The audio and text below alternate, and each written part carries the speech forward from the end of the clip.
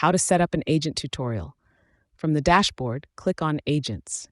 There are 4 options for your agent. Go to Settings, and there you can provide the name of your agent, greet your users,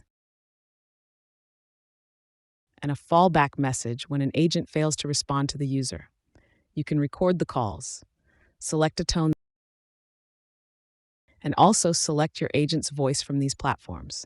When you choose any platform, you should have an account on that platform and provide the API key. In this video, the OpenAI is integrated so we can choose the voice of our agent. Save it. In the instruction section, you can create default actions for your agent. Here you can see the by default actions. You can also customize it on your own. You can choose a ready-made template from templates.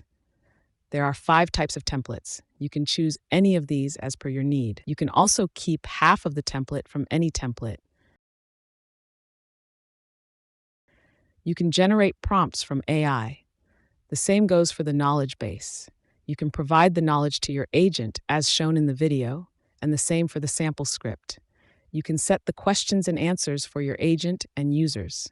You can also choose the template from the list. After applying the template, you are good to go. That's it. Thanks for watching.